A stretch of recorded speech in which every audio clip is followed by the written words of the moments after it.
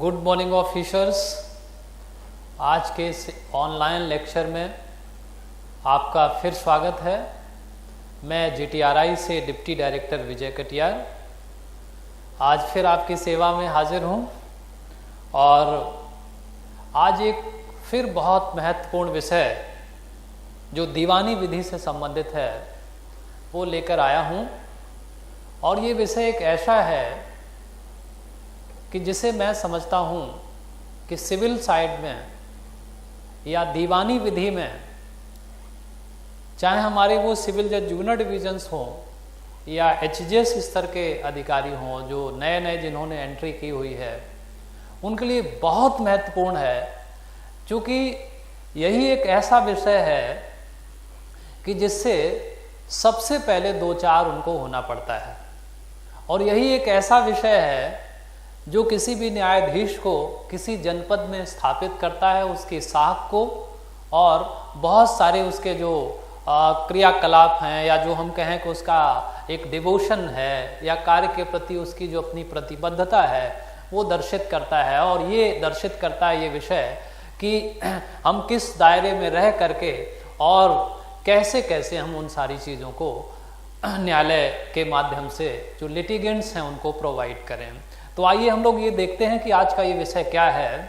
आप लोग समझ ही गए होंगे कि भाई क्रिमिनल साइड में जो सबसे महत्वपूर्ण विषय होता है वो बेल का होता है, लेकिन सिविल साइड में जब हम बात करते हैं तो सबसे महत्वपूर्ण विषय होता है एड इंटरिम इंजंक्शन का। तो आज हमारी जो चर्चा की विषय वस्तु है वो क्या है? Ad interim injunction.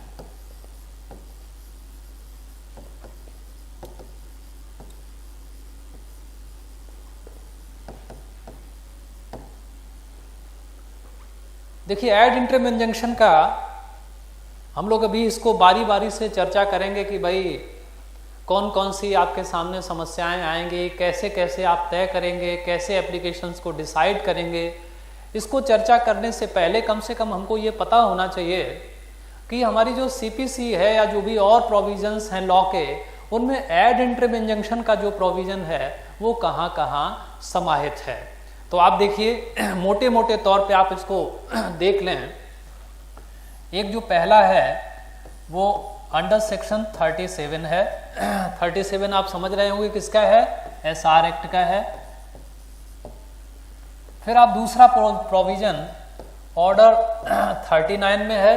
39 में आप देखेंगे कि भाई रूल 1, 2, 3, 4, 5, 6, 7 यहां तक इसका प्रोविजन किया गया है। CPC में एक और बहुत महत्वपूर्ण है इसी से संबंधित प्रोविजन। आप देखेंगे कि सेक्शन 94 एंड 95 यहां पर भी एड इंटरिम इंजंक्शन के संबंध में प्रावधान किया गया है। तो पहले तो हमें यह पता होना चाहिए कि भाई किस दायरे में रह करके हमको एड इंटरिम इंजंक्शन के बारे में डिस्कस करना है या एड इंटरिम इंजंक्शन के संबंध में जो भी आदेश पारित करना है वो हमको जो अधिकार है वो कहाँ से मिलता है। तो मैंने आपको ये बताया कि जो हमारा स्पेसिफिक रिलीफ एक्ट है उसका सेक्शन 37 इसका प्रोविजन करता है। CPC का ऑर्डर 39 रूल 1 से लेकर के 7, 8 तक इनका प्रोविजंस किया गया है। और CPC के दो सेक्शन हैं जो बहुत महत्वपूर्ण हैं, वो है 94 और 95। यहाँ पर भी एड इंटरिम इंजंक्शन से संबंधित प्रावधान किए गए हैं। अब देखिए, मोटे मोटे तौर पे ये जो सेक्शन 37 है SR एक्ट का, ये क्या करता है? ये इंजंक्शन को यहाँ पे दो भागों में बांटता है। एक कहता है टेम्परेरी इंजंक्शन और एक परमानेंट इंजंक्शन। और टेम्परेरी इंजंक्शन के लिए ये कह देता है, ये सेक्शन, ये जो एक्ट है जिसको स्पेसिफिक रिलीफ एक्ट कहते हैं, वो खुद ही कह देता है कि जो टेम्परेरी इंजंक्शन के संबंध में जो कानून है या प्रावधान है वो किसके लागू होंगे? CPC के प्रावधान लागू होंगे। यानी कि अब हम लोग कहाँ कंसंट्रेट हो गए? अब हम लोगों को बहुत ज़्यादा SR एक्ट में भटकने की ज़रूरत नहीं है। हाँ, जब कुछ चीज़ें ऐसी आएंगी जिनमें जहाँ ये मनाही रहेगी कि कहाँ पे आप एड इंटरिम इंजंक्शन नहीं दे पाएंगे, तब हम लोग फिर स्पेसिफिक रिलीफ एक्ट की तरफ चलेंगे। वो हम लोग बारी बारी से डिस्कस करेंगे। तो 37 ने क्या कह दिया कि अगर टेम्परेरी इंजंक्शन या जिसको हम अंतरिम निषेधाज्ञा कहते हैं, इससे संबंधित अगर कोई आदेश आपको पारित करना है तो ये किससे गवर्न होगा? सीपीसी के प्रावधानों से गवर्न होगा।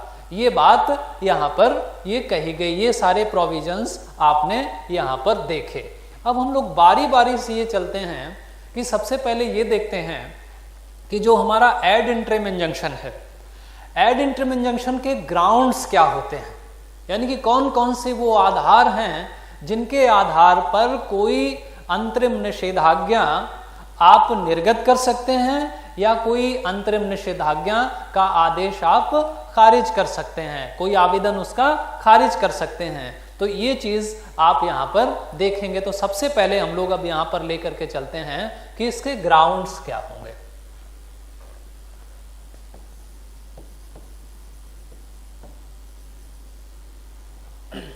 अब देखिए, ग्राउंड्स की अगर हम बात करें तो इनको हम कुछ भागों में विभाजित कर सकते हैं।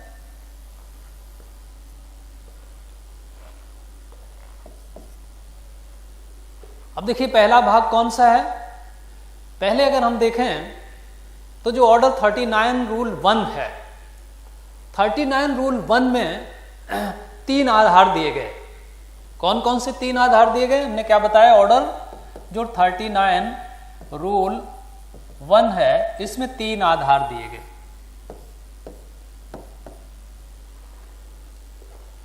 ये 3 आधार कौन कौन से दिए गए?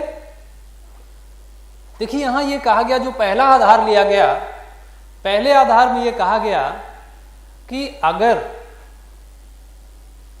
शपथ पत्र के माध्यम से या किसी अन्य तरीके से यह साबित कर दिया जाता है, क्या साबित कर दिया जाता है? पहला आधार क्या करता है कि शपथ पत्र, इसको हम एक डायग्राम के माध्यम से समझने का प्रयास करते हैं। जो पहला आधार है, पहला आधार हम लोग 39 का लेकर के चलते हैं, 39 रूल 1 का।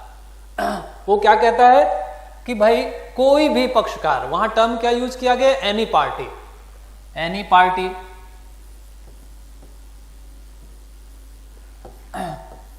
दो शब्दावलियों का यहां यूज किया गया कि या तो एफिडेविट के माध्यम से और या अदरवाइज क्या कर देता है? प्रूव्ड कर देता है। अब क्या प्रूव कर देता है, क्या साबित कर देता है?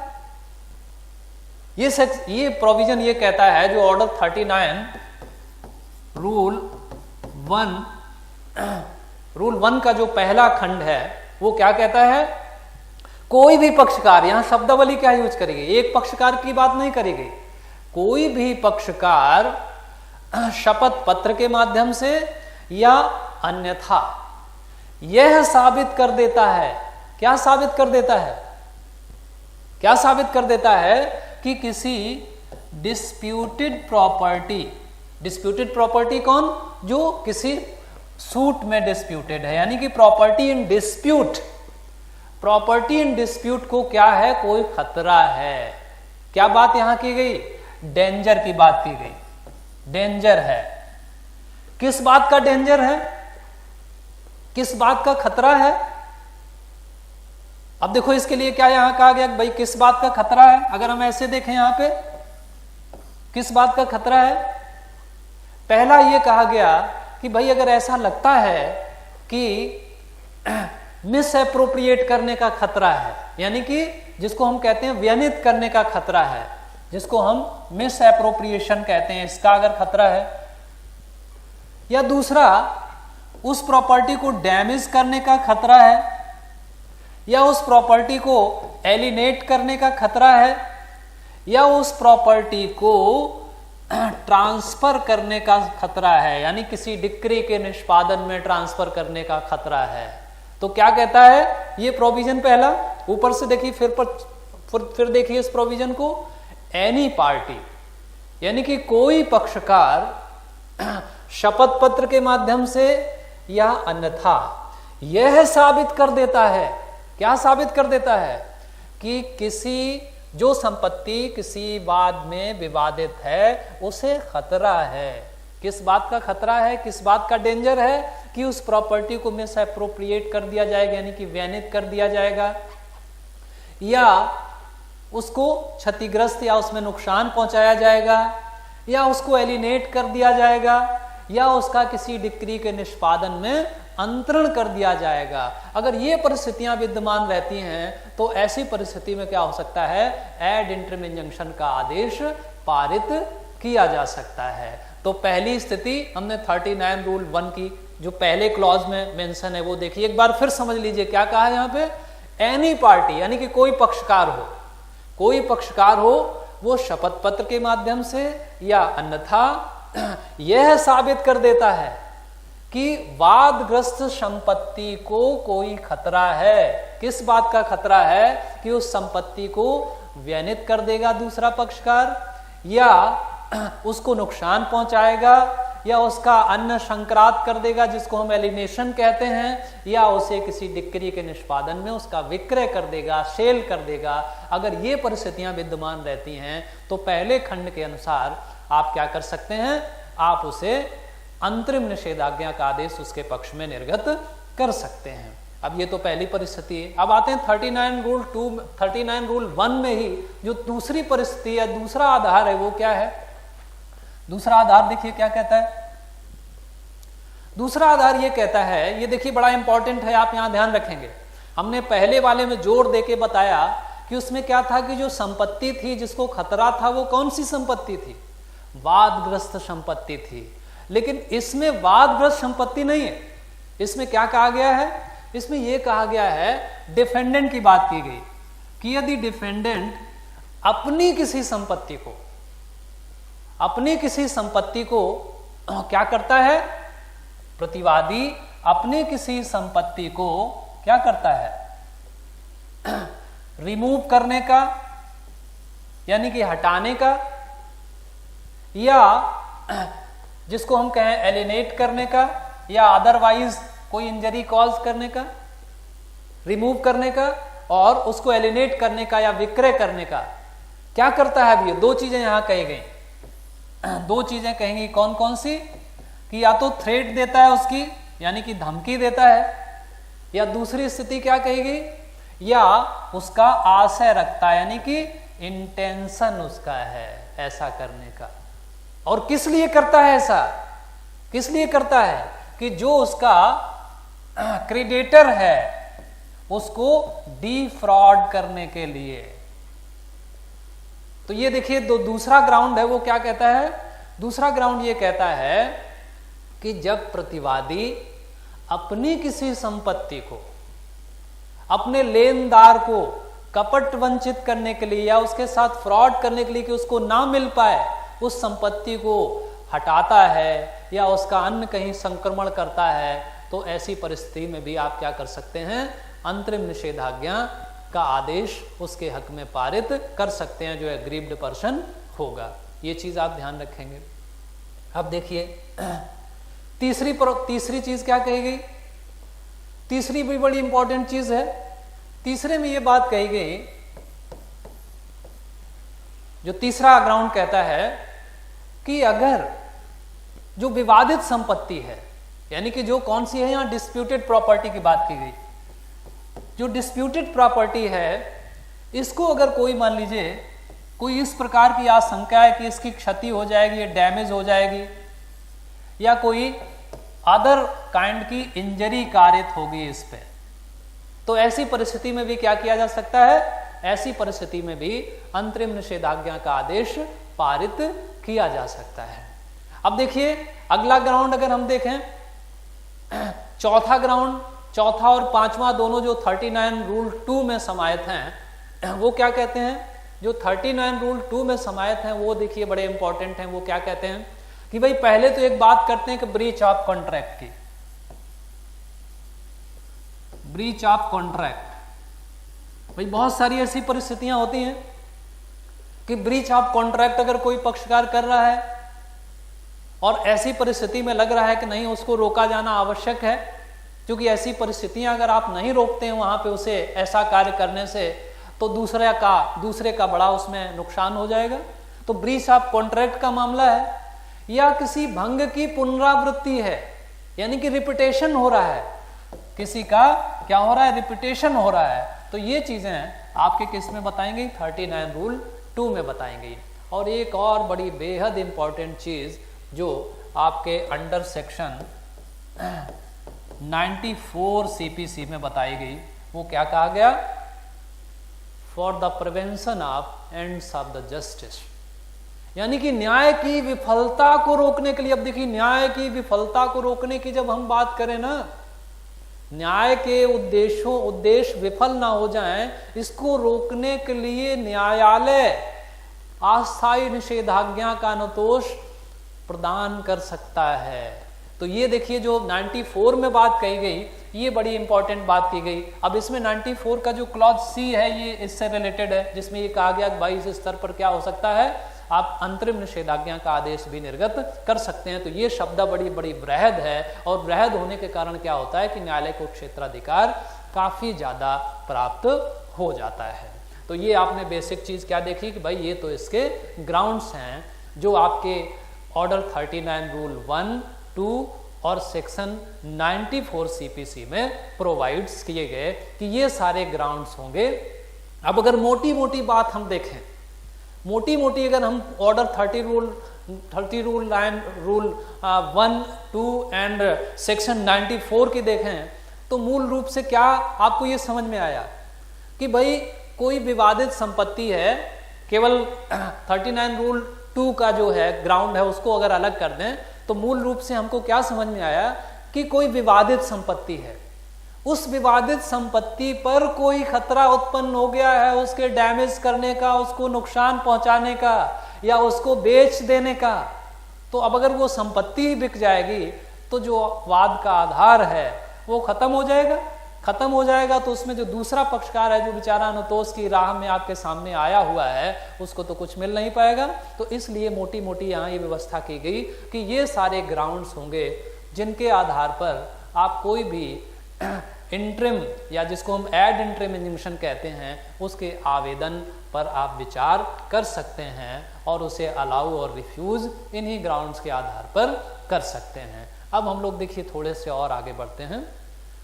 अब देखिए एक बड़ी महत्वपूर्ण चीज है कि भाई ठीक है, ग्राउंड्स तो हमको पता है, आप लोग पढ़ के भी आए हैं, PCSJ और HJS क्वालिफाई करके आए हैं, तो इसलिए जो प्रोविजंस हैं, जो ग्राउंड्स हैं, वो तो आपको पता है। अब देखिए बेसिक चीज ये आती है कि कोई एड इंट्रिम इंजंक्शन का जो एप्लीकेशन है वो हम किन किन आधारों पर स्वीकार या अस्वीकार करेंगे, यानी कि उसके प्रिंसिपल्स क्या होंगे। आपका जो आदेश होगा वो आदेश किन सिद्धांतों पर आधारित होगा, और अगर उन सिद्धांतों की हमको जानकारी या समझ बहुत अच्छे से नहीं है तो हम अंतरिम निषेधाज्ञा के संबंध में सम्यक और समुचित आदेश निर्गत नहीं कर पाएंगे। तो हम लोग ये देखते हैं कि वो प्रिंसिपल्स कौन कौन से हैं जो आपको अपने दिमाग में बैठाने होंगे।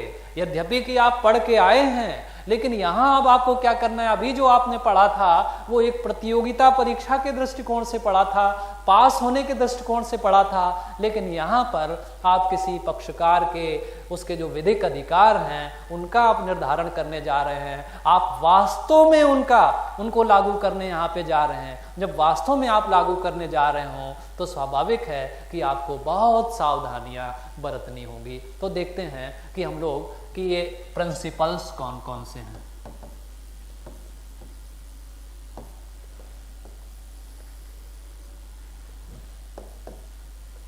आप सब लोग जानते हैं, देखिए कि पहला जो बेसिक प्रिंसिपल है वो क्या है, प्राइमा फेसाई केस।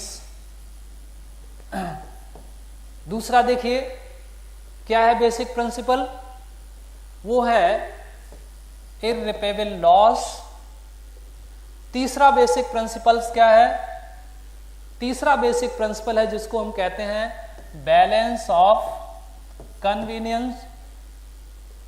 और एक आधार हम अदर करके ले लेते हैं, क्योंकि बहुत सारी ऐसी चीजें हैं जो आपको अपने मस्तिष्क में ध्यान रखनी होगी। तो मैंने क्या बताया कि भाई कोई भी अंतरिम निषेधाज्ञा का आवेदन जो आपके सामने आएगा वो स्वाभाविक है शपथ पत्र से समर्थित होगा। दूसरे पक्षकार की आपत्ति आएगी अगर वो मेरिट पे होगा। अभी हम आपको ex parte ad interim injunction के बारे में भी बताएंगे, लेकिन पहले हम लोग ये बेसिक समझ लेते हैं, इसके बाद हम वो बाइफर्गेशन करते हैं और चर्चा करने का प्रयास करते हैं कुछ प्रैक्टिकल समस्याओं के साथ। तो आपने ये देखा कि भाई जो इसके प्रिंसिपल्स हैं उनमें पहला बेसिक प्रिंसिपल क्या है, प्राइमा फेसाई केस।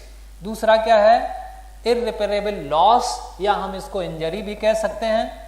तीसरा प्रिंसिपल है बैलेंस ऑफ कन्वीनियंस या जिसको हम कंपैरेटिव हार्डशिप भी कह सकते हैं। और चौथे में हमने एक रखा है अदर्स रखे हैं। अदर्स भी बहुत महत्वपूर्ण है, क्योंकि आप जितने भी माननीय उच्चतम न्यायालय की नजीरें पढ़ेंगे, खासकर वो आप देखेंगे 1993 से जो दलपत कुमार वर्सेस प्रहलाद सिंह AIR 1993, यहाँ से अगर आप शुरू करें, उससे पहले भी 1958-62 में जितनी भी रूलिंग्स या जितने भी प्रोनाउंसमेंट माननीय उच्चतम न्यायालय के आए, और रिसेंटली आप देखेंगे चाहे वो वरीद जैकब का मामला हो, चाहे अभी 2020 का जो आपका सारा भाई वाला मामला है उसको अगर देखें AIR 2020-307 सुप्रीम कोर्ट, इस मामले को अगर 2020 तक देखें तो बेसिक यही सारी चीजें उनमें चर्चा की गई। मूल रूप से ये बताया गया कि भाई जो प्रिंसिपल्स हैं किसी भी एड इंटरिम, जिसको हम अंतरिम निषेधाज्ञा कहते हैं, उसको निर्गत या निर्गत ना करने के जो प्रिंसिपल्स हैं वो क्या है, prima facie case, irreparable loss, balance of convenience और अदर। इन सब में ये भी बताया गया कि ये जो तीन चीजें हमने बताई हैं, ये तीन चीजें अपने आप में एग्जॉस्टिव नहीं है। मतलब क्या हुआ कि ये इलस्ट्रेटिव हैं, ये दृष्टांत स्वरूप हैं। इसका मतलब और भी आधार हो सकते हैं। जब और आधार हो सकते हैं, उन आधारों को हमको अपने दिमाग में ध्यान रखना होगा। इसीलिए हमने एक ये अदर्स वाला यहाँ पर रखा हुआ है। अब हम लोग बारी बारी से ये चर्चा करते हैं कि भाई आप कैसे पहचानेंगे, कैसे ये तय करेंगे कि प्राइमा फेसाई केस है या नहीं। सबसे बड़ी समस्या जो हमारे सामने आती है, भाई एक पक्षकार या दो पक्षकार हमारे सामने जब उपस्थित आते हैं, खासकर जब एक्स पार्टी का टाइम होता है, पहले दिन जब दावा हमारे सामने पेश होता है, उस समय जब हमारे सामने ये जो TI का एप्लीकेशन आता है, जिसको हम 6 गा या कहीं 7 गा इस टाइप से लिखा जाता है, ये जब एप्लीकेशन आपके सामने आता है तो चूंकि हम नए नए होते हैं और हमारे सामने ये समस्या होती है कि साहब हम ये पहचाने कैसे कि ये प्राइमा फेसाई केस क्या है। अब देखिए कुछ चीजें आपको यहाँ पे ध्यान रखनी होगी प्राइमा फेसाई केस के संबंध में, अलग से हम लोग यहाँ डिस्कस करते हैं प्राइमा फेसाई केस। अब देखिए प्राइमा फेसाई केस है क्या। पहली चीज तो देखिए आपको ये ध्यान देनी होगी कि इस स्तर पर जो पत्रावली पर जितना भी मसाला है, जितनी सामग्री है, उस सामग्री में हमको जो एविडेंस उपलब्ध है उसका इतना गंभीर एप्रिसिएशन नहीं करना है। हमको मोटे मोटे तौर पे ये देखना है। आप ये समझ लीजिए कि जैसे मान लीजिए आपके सामने कोई मामला आया, एक उदाहरण हम आपको देते हैं छोटा सा, कि एक ए नामक व्यक्ति है। ए नामक व्यक्ति एक इंजंक्शन का सूट आपके कोर्ट में, आपके न्यायालय में लेकर के आता है, ये कहते हुए कि बी ने उसके घर का निकलने वाला जो दैनिक उपयोग का जो पानी है और जो बरसात का पानी वो निकलना बंद कर दिया है, यानी कि उसको बंद किए दे रहा है या उसको बंद करने की धमकी दे रहा है। और साहब अगर आप नहीं देंगे और उसने बंद कर दिया तो हमारा पूरा घर ही भर जाएगा। ये कंडीशन आपके सामने आती है कि ए नामक व्यक्ति एक मुकदमा आपके सामने ये लेकर के आता है निषेधाज्ञा का, कि बी नामक व्यक्ति उसके घर से जो एक परनाला निकलता है, एक ही परनाला है, उससे उसका दैनिक यूज का पानी भी निकलता है और बरसात का पानी भी उसी से जाता है, और साहब वो आमादा है कि इसको बंद कर देगा। अब आप सोचिए, अब आप यहां ये सोचना होगा कि ऐसे में जब वो आएगा अपने मकान का, चूंकि गांव में आप देखते हैं कि जो भी मकान होते हैं उनके कोई कागजात तो होते नहीं किसी प्रकार के।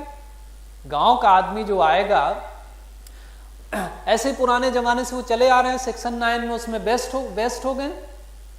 सेक्शन 9 में वेस्ट हो गए, दादा परदादाओं से वो संपत्ति उनके पास चली आ रही, उनके पास कोई बहुत कागजात तो है नहीं, उसने तो मोटा मोटा भाई अपना प्लेंट दाखिल किया, प्लेंट के साथ एक एफिडेविट लगाया, 6 गा का एक एप्लीकेशन पेश किया और उसके साथ उसने क्या किया, एक शपथ पत्र लगाया और अपनी बात कही और कुछ अपने जो आधार कार्ड वगैरह वगैरह, वोटर कार्ड वगैरह वगैरह ये सब उसने उसमें मर्ज कर दिए, उसमें संलग्न कर दिए कि भाई ठीक है ये मकान नंबर फला फला है और इसमें देखिए हम सदियों से रहते चले रहे।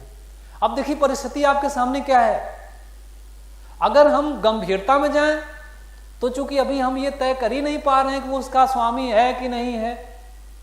अब ऐसी परिस्थिति में आपको ये देखना पड़ेगा कि भाई प्राइमा फेसाई केस क्या, अगर वो एफिडेविट के माध्यम से ये बात कह रहा है तो कोई आदमी ऐसे ही तो नहीं आएगा। और फिर आपको ये भी देखना होगा और सारी चीजें जो पीछे अभी हम आपको बताएंगे कि भाई रिपेबल लॉस क्या है, बैलेंस ऑफ कन्वीनियंस क्या है, ये भी हमको उसमें देखना पड़ेगा।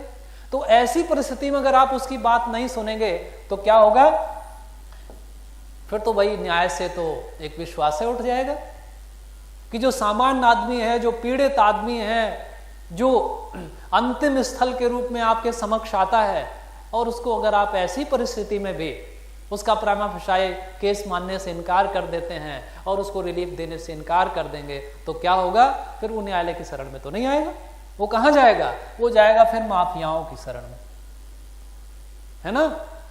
वो कहेगा साहब न्यायालय में तो बहुत कुछ होने वाला नहीं है, वो माफिया की शरण में जाएगा।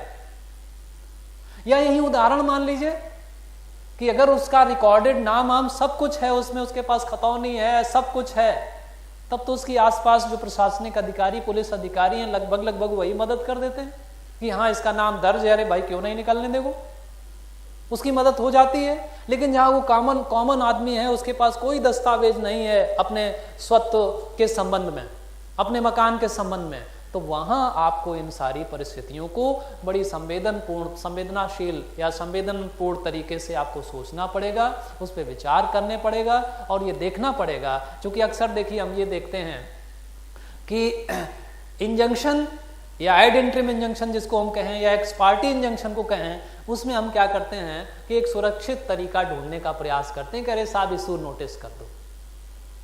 जब आप इशू नोटिस कर देंगे और जरा सा भी दिमाग नहीं लगाएंगे तो जो हमारे न्यायालय या जिसको हम व्यवस्था कहते हैं, जो हमारी न्यायिक व्यवस्था है, उसकी साख धीरे धीरे कैसी होती जाएगी, क्षतिग्रस्त होती जाएगी और लोगों का विश्वास धीरे धीरे हमारे प्रति कम होता जाएगा। तो हमको क्या करना है, हमको उस जो न्यायिक व्यवस्था हमारी है उसकी साख है उसको भी बचाना है। और जो वास्तव में सम्यक ऑर्डर है, यानी कि देखिए सीधी सी बात है, मैं बार बार कहता हूं, सीधी सी बात यह है कि आपको एक सामान्य प्रज्ञा के व्यक्ति के दृष्टिकोण से सोचना है कि अगर सामान्य प्रज्ञा का व्यक्ति का दृष्टिकोण, सामान्य प्रज्ञा का व्यक्ति सामने होता और कोई सिचुएशन, कोई समस्या उसके सामने रखी जाती और उस सिचुएशन में वो सामान्य प्रज्ञा के व्यक्ति कहता नहीं ये होना चाहिए, बस वही बात न्यायालयों के लागू होती है, न्यायालयों के लिए लागू होती है। मतलब न्यायालय जो भी निर्णय लेता है, जो भी सोचता है, वो किसी विशेष प्रज्ञा के व्यक्ति के आधार पर नहीं सोचता है, बल्कि किसके आधार पर सोचता है, सामान्य प्रज्ञा के व्यक्ति के दृष्टिकोण के आधार पर सोचता है। ऐसे ही और बहुत सारे उदाहरण हो सकते हैं, और बहुत सारे उदाहरण हो सकते हैं जहां पर आपको दिखाई दे जाएगा कि साहब यहां प्राइमा फेसाई केस है। जैसे एक और उदाहरण हम दें, एक ए नामक व्यक्ति आता है, वो बी नामक व्यक्ति के खिलाफ एक मुकदमा इंजंक्शन का लेके आता है और उसमें 6 गादी पेश करता है और आपसे प्रेयर करता है कि साहब इसको रोक दिया जाए। क्या प्रेयर करता है, इसको रोक दिया जाए? किस लिए रोक दिया जाए?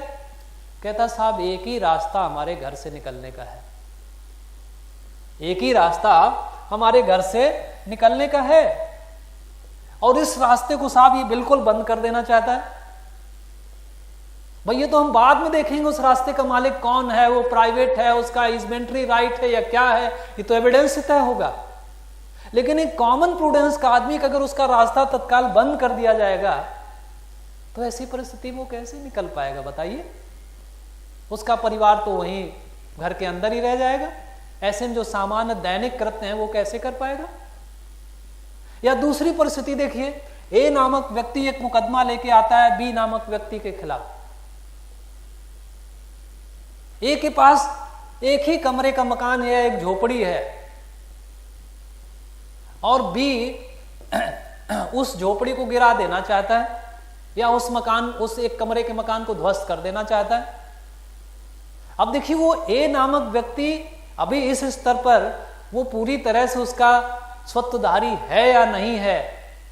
अगर वो कब्जे में है, एफिडेविट से उसने अपनी बात कही हुई है, वो रह रहा है वहां, उसने कुछ छोटे मोटे दस्तावेज जो भी संभव थे वो पेश किए हुए हैं, तो ऐसी परिस्थिति में अगर आप सेकंड पार्टी को, दूसरे पक्षकार को मकान गिराने से रोक देते हैं, तो यही तो प्राइमा फेसाई केस है ना, कि प्राइमा फेसाई आपको लग रहा है कि नहीं ऐसा होना चाहिए। यानी कि यहां देखिए आपको क्या ध्यान रखना होगा, दो चीजें और बड़ी बेसिक ध्यान रखनी होंगी प्राइमा फेसाई केस के संबंध में। वो दो चीजें कौन कौन सी हैं? एक तो देखो टाइटल वाला कंफ्यूजन और एक सक्सेस वाला कंफ्यूजन। यानी कि आपको ये कंफ्यूज नहीं होना है, प्राइमा फेसाई केस का मतलब प्राइमा फेसाई टाइटल नहीं है, क्योंकि अभी आप पूरे होल एविडेंस का एप्रिसिएशन नहीं कर रहे हैं। आप क्या कर रहे हैं? आप उसको एक अंतरिम अनुतोष प्रदान करने के लिए जो वाद के तथ्य और परिस्थितियां हैं जिनमें आपको लग रहा है कि नहीं ये दिया जाना चाहिए, उसकी आप बात कर रहे हैं। तो आप पहली चीज क्या ध्यान रखेंगे कि प्राइमा फेसाई केस को कभी भी प्राइमा फेसाई टाइटल के साथ कंफ्यूज मत करिएगा। यहां हमको प्राइमा फेसाई टाइटल नहीं देखना है, हमको प्राइमा फेसाई केस देखना है। दूसरा, प्राइमा फेसाई सक्सेस, उसे वास्तव में उस मुकदमे में सफलता मिलेगी या नहीं मिलेगी, वास्तव में वो सफल होगा, सर्टेन है या नहीं है, इसमें भी हमको कंफ्यूज नहीं होना है। अगर एक वास्तविक परिस्थिति में हमको ऐसा लगता है कि नहीं ये चीज वास्तव में उसके साथ किए जानी चाहिए, ये उसको वास्तव में दिया जाना चाहिए, या इसके लिए दूसरे पक्षकार को वास्तव में रोका जाना चाहिए, तो ऐसी परिस्थिति में आप उस पर जरूर विचार करेंगे। क्योंकि देखो जो मूल आशय पूरे एड इंटरिम इंजंक्शन का है वो क्या है कि जो वादग्रस्त संपत्ति है उसको संरक्षित करना है, कि जब तक मुकदमा तय ना हो जाए तब तक कम से कम वो संपत्ति संरक्षित रहे, और जब ये तय हो जाए कि उसकी किसकी संपत्ति है तब उस अकॉर्डिंग उसको डिवॉल्व किया जाए या उसको डिलीवरी की जाए, उसका परिधान उसको किया जाए। ये चीज आपको ध्यान रखना होगा। तो ये तो हमने एक मोटी मोटी सी चीज डिस्कस की प्राइमा फेसाई केस के बारे में।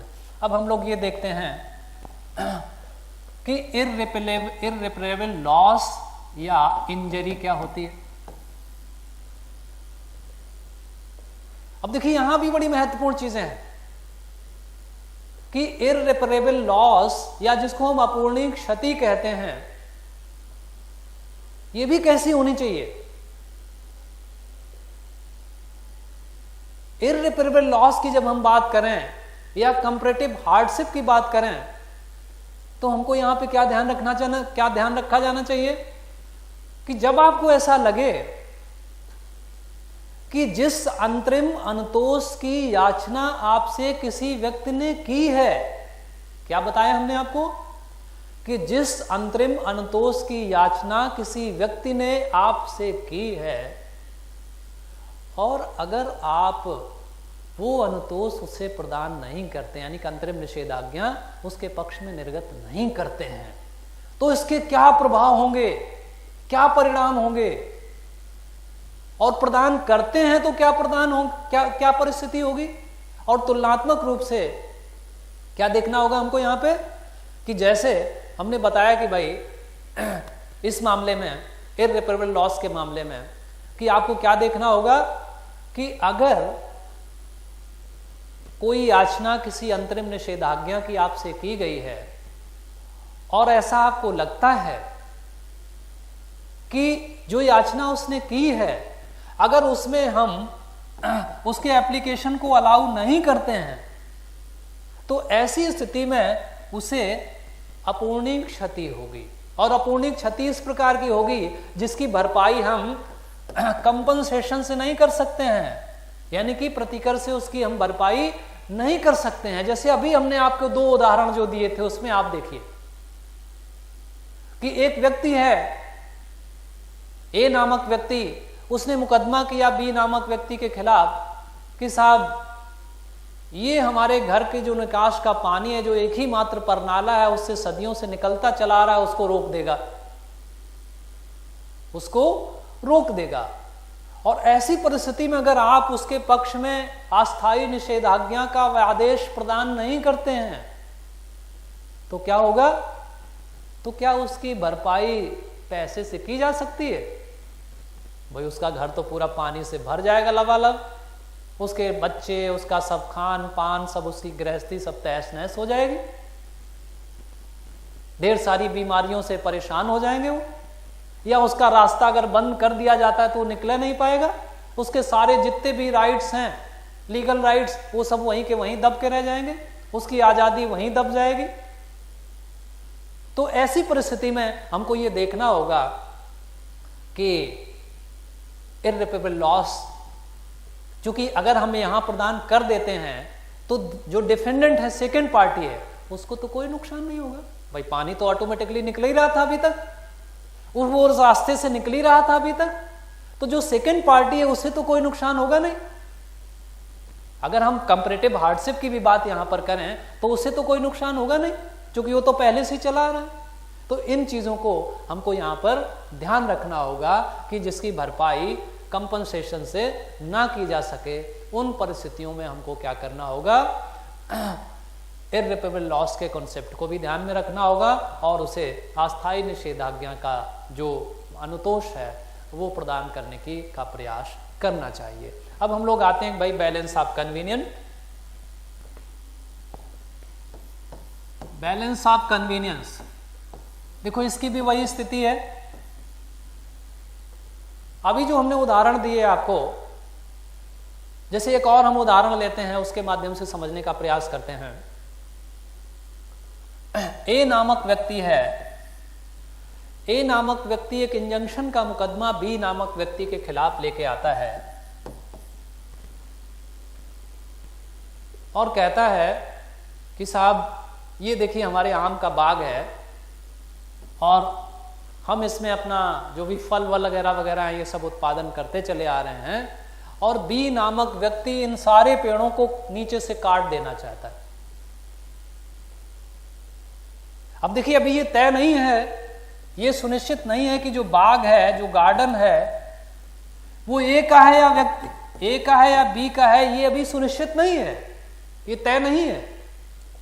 लेकिन अगर हम बैलेंस ऑफ कन्वीनियंस को देखें तो ए याचना करने आया है कि साहब ये बाग हमारा है, एफिडेविट से उसने अपनी बात कही और इसमें हम फलों का उत्पादन करते चले आ रहे हैं और ये साहब सारे पेड़ों को काट लेना चाहते हैं, ये आमादा हैं उसको काट लेने को। उन्होंने धमकी दी है कि साहब अगर आपने हमको ये अंतरिम निषेधाज्ञा नहीं दी तो ये बिल्कुल काट लेगा और हमारा तो पूरा परिवार जो है एकदम सड़क पे आ जाएगा। ये प्रेयर करता है।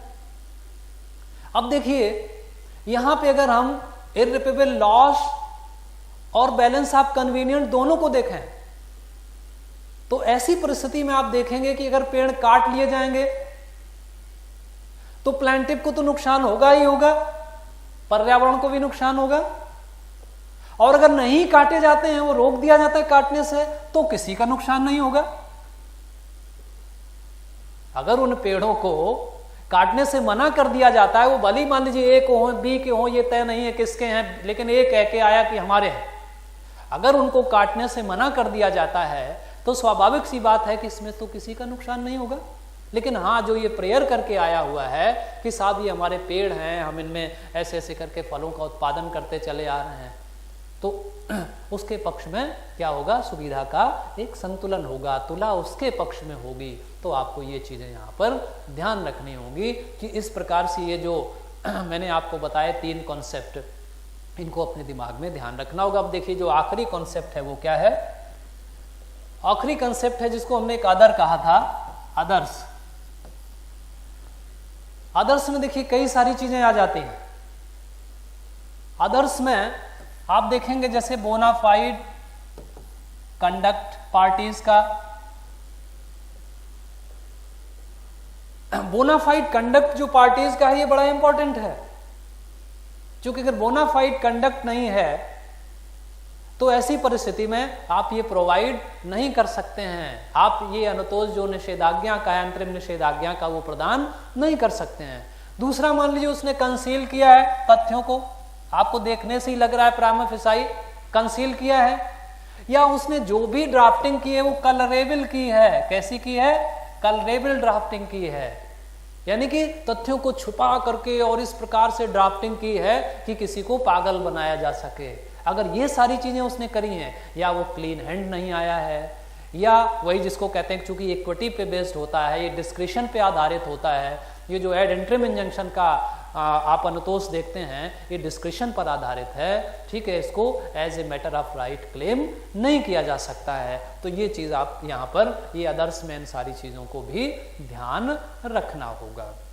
अब एक देखिए और बड़ी महत्वपूर्ण चीज हम आपको बता देते हैं, वो ये है कि हमारे इसी ऑर्डर 39 रूल 2 का एक प्रोविजो उत्तर प्रदेश संशोधन के माध्यम से जोड़ा गया, और उसमें एड इंटरिम इंजंक्शन जिसको हम कहते हैं, जो वादकालीन आपको प्रदान किया जाता है वाद के किसी भी स्तर पर, उसके संबंध में कुछ प्रतिषेध या जिसको हम कहें कुछ रेस्ट्रिक्शंस लगाए गए। ये कहा गया कि भाई इन परिस्थितियों में आपका जो एड इंटरिम इंजंक्शन है वो प्रोवाइड नहीं किया जा सकता है। तो आइए हम लोग ये चर्चा करते हैं कि जो उत्तर प्रदेश संशोधन के माध्यम से जो ऑर्डर 39 रूल 2 में प्रोविजो है, ये जो जोड़ा गया ये क्या क्या कहता है।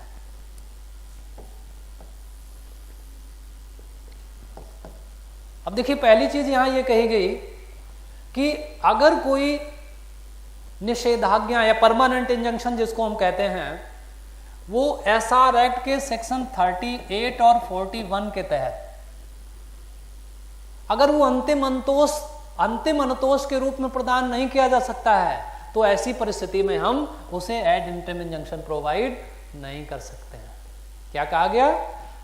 एसआर एक्ट का जो सेक्शन 38 और 41 है, इन धाराओं के तहत अगर किसी वाद में जो स्थायी निषेधाज्ञा का अनुतोष है वो अंतिम रूप से प्रदान नहीं किया जा सकता है या अंतिम डिक्री के रूप में प्रदान नहीं किया जा सकता है, तो ऐसी परिस्थिति में क्या होगा कि आप उसे इन परिस्थितियों में इंटरिम इंजंक्शन भी प्रोवाइड नहीं कर सकते। इसी में देखिए और बड़ी एक महत्वपूर्ण चीज आपको बता दें, आपने 41H पढ़ा होगा, 41H में एक HA और जुड़ गया। 2018 में हमारे एसआर एक्ट में एक संशोधन हो गया, एक अमेंडमेंट हो गया, और अमेंडमेंट के माध्यम से एक चीज और जोड़ दी गई, और ये कह दिया गया कि जो इंफ्रास्ट्रक्चर प्रोजेक्ट्स हैं, क्या बताया हमने, इंफ्रास्ट्रक्चर प्रोजेक्ट हैं, इनके संबंध में भी कोई अंतरिम निषेधाज्ञा या निषेधाज्ञा का आदेश पारित नहीं किया जाएगा सिवाय विशेष कोड के। तो वहां विशेष कोड का एक प्रोविजन किया गया है। आप सेक्शन 20A और 41 का HA, ये सारे सेक्शंस आप इसमें देखिएगा, पढ़िएगा, तो ये सारी चीजें आपकी क्लियर होंगी कि यहाँ पे ये मना कर दिया गया है कि अगर ऐसी परिस्थितियां हैं तो हम वहां पर ये सारी चीजें प्रदान नहीं कर सकते हैं। देखिए दूसरी चीज यहाँ क्या जोड़ी गई कि मामला अगर सर्विस लॉ से संबंधित है, सर्विस लॉ से संबंधित अगर मामला है, मतलब किसी कर्मचारी के उसके स्थानांतरण से संबंधित या उसके निलंबन से संबंधित या उसकी बर्खास्तगी से संबंधित, उसकी पदोन्नति से संबंधित, इस प्रकार के अगर मामले हैं तो वहां भी हम एड इंटरिम इंजंक्शन का अनुतोष प्रोवाइड नहीं करेंगे। अब देखिए तीसरी बात क्या कही गई यहीं पे, तीसरी बात ये कही गई, आपने ACR का नाम सुना होगा, या जिसको अगर हम कहें एक मोटा मोटा शीर्षक दें तो कह सकते हैं कि डिपार्टमेंटल प्रोसीडिंग्स, जिसमें आपकी ACR वगैरह वगैरह ये सारी इंक्लूड होती हैं, इसको चैलेंज करने या उसको रोकने, उससे संबंधित अगर कोई मामला है तो उसके संबंध में भी अंतरिम निषेधाज्ञा का अनुतोष प्रदान नहीं किया जाएगा। अगली बात क्या कही गई कि अगर कोई धनराशि कैसी है, राजस्व के रूप में, रेवेन्यू के रूप में वसूली योग्य है, तो उसे रोकने के लिए भी कोई आप इंटरिम इंजंक्शन का ऑर्डर पास नहीं कर सकते हैं। ये चीजें आपकी यहाँ पर बताएंगी जो आपको अपने दिमाग में ध्यान रखना होगा। और भी लिखा गया कि भाई अन्य जो परिस्थितियां हैं जिसमें ऐसा लग रहा हो कि नहीं इसमें इनको प्रदान किया जाना, जैसे हमने अभी आपको इंफ्रास्ट्रक्चर प्रोजेक्ट की बात बताई, 2018 में जो एसआर एक्ट में संशोधन हुआ उसकी बात बताई, तो इन सारी चीज़ों को आपको अपने दिमाग में ध्यान रखना होगा। ये मोटी मोटी चीज़ें हमने आपको बताई। अब देखिए कुछ प्रैक्टिकल चीज़ें हम आपको बता दें कि आपको सजग रहना होगा। आपने ये प्रोविजन सारे पढ़ लिए, कभी कभी ऐसा होगा कि पता चलेगा ए नामक व्यक्ति कोई इंजंक्शन का सूट बी नामक व्यक्ति के खिलाफ लेकर के आया, और उसने क्या किया कि वो जो संपत्ति है उसमें किसी प्रकार से राज्य सरकार का या कोई ग्राम पंचायत या किसी भी जिसको हम पब्लिक अथॉरिटी कहते हैं उसका हित इन्वॉल्व है, और उसे पक्षकार नहीं बनाया उसने। आपको प्राइमा फेसाई देखने से लग रहा है कि इसने तथ्यों को छुपा करके या कोई ऐसा मुकदमा लेकर के आया जो आपसी मेल मिली भगत पर आधारित हो, कि एक वादी बन गया और बी नामक प्रतिवादी बन गया। ए ने कहा साहब ताजमहल हमारा है, बी ने कहा हाँ हाँ साहब आप ही का है ना। तो इन सारी कॉमन चीजों को आप रखना होगा कि अगर इस टाइप की जो कलरेबल ड्राफ्टिंग है इसके आधार पे कोई सूट आपके सामने आता है तो उसमें आपको सजग रहना होगा, और वहां क्या करना होगा कि वहां ये जो प्रिंसिपल्स हमने बताए उन सारे प्रिंसिपल्स को ध्यान में रखते हुए आपको ये देखना है कि जो अंतरिम निषेधाज्ञा का आवेदन आपके सामने है उसको हम अलाउ करें या उसे खारिज करें। ये चीज आप यहाँ ध्यान रखेंगे। अब एक और मोटी मोटी चीज हम लोग यहाँ पर डिस्कस कर लेते हैं। वो देखिए मोटी मोटी चीज क्या है। वो मोटी मोटी चीज है एक आपके सामने आएगी कि एक्स पार्टी, जो ex parte ad interim injunction है ये आपके सामने खूब आएगा। और ये एक ऐसी चीज है ex parte ad interim injunction की कि आप चाहे जितने नए हों पहले दिन आपके सामने पेश होगा और आपको उसी दिन तय करना होगा, उसी दिन आपको उसका निस्तारण करना होगा। तो इसके लिए अगर आप देखें जो हमारा ऑर्डर 39 है इसका रूल 3 है।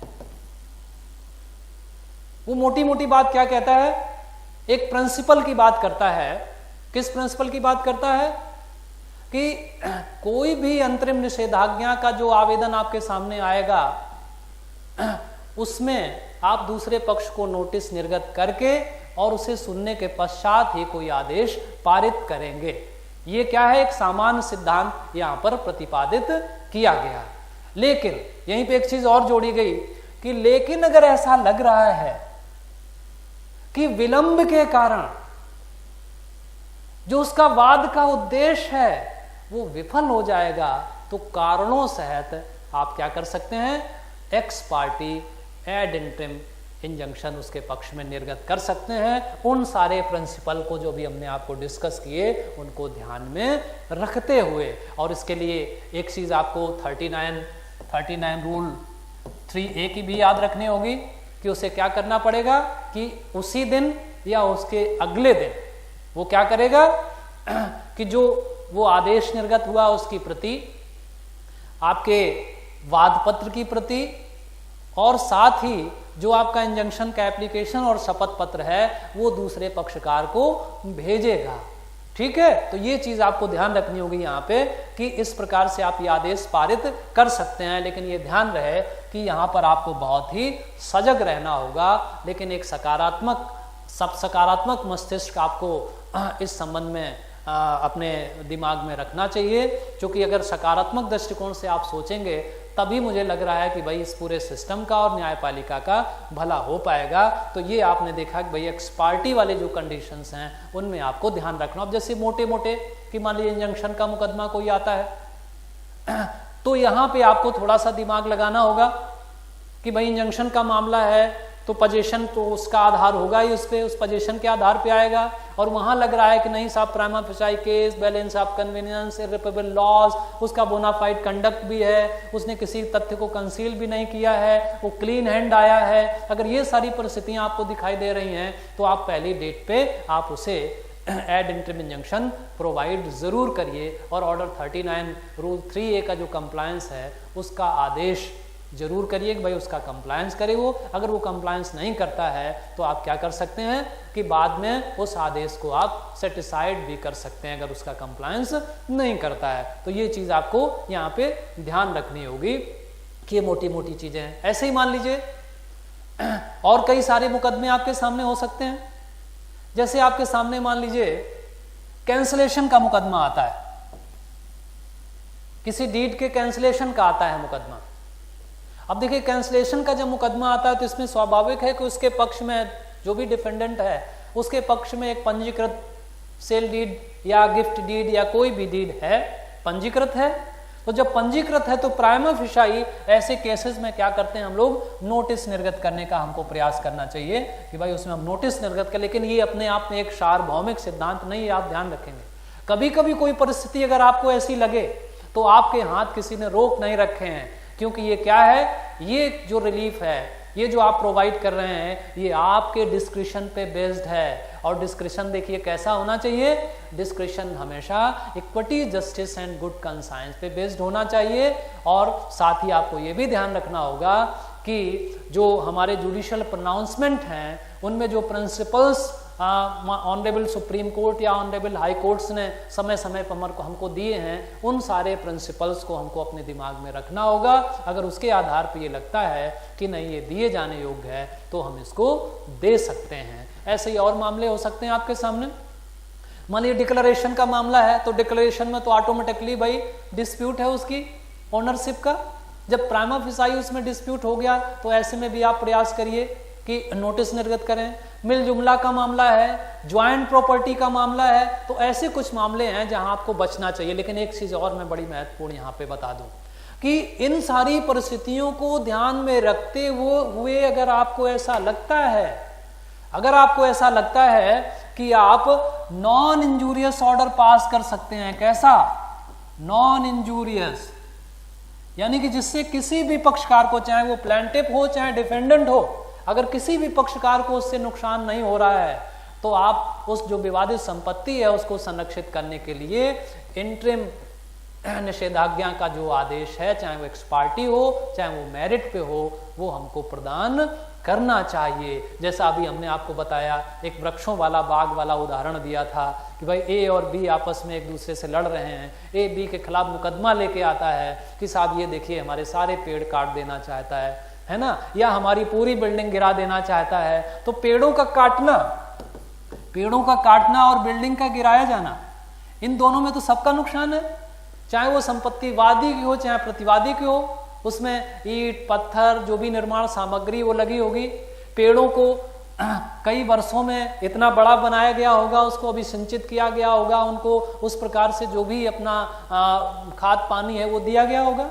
तो इन सारी चीजों को हमको यहाँ ध्यान रखना होगा कि अगर यहाँ हम नॉन इंजूरियस ऑर्डर पास कर देते हैं और दोनों पक्षों को अगर निषेधित कर देते हैं, क्योंकि देखिए जहां पे आपको ऑर्डर 39 रूल 1 में कोई आधार नहीं दिया गया है, वहां आप सेक्शन 151 के तहत, क्या हम कह रहे हैं यहाँ, सेक्शन 151 के तहत भी आदेश पास कर सकते हैं। आपको किसी ने रोका नहीं है। लेकिन फिर मैं बार बार वही कहूंगा कि अपना डिस्क्रिशन आप कैसे यूज करेंगे। अपना डिस्क्रिशन आप हमेशा जो guided by some judicial principles हैं उस पर बेस्ड होना चाहिए, equity justice and good conscience पे बेस्ड होना चाहिए, एक कॉमन प्रूडेंस के व्यक्ति के आधार के सोच पर आधारित होना चाहिए, एक विशेष व्यक्ति के या विशेष प्रज्ञा के व्यक्ति के दृष्टिकोण के आधार पे नहीं होना चाहिए। ये सारी चीजें हमको अपने दिमाग में रखनी होंगी। तो ये मोटी अवधारणा मैंने आपके सामने रखी।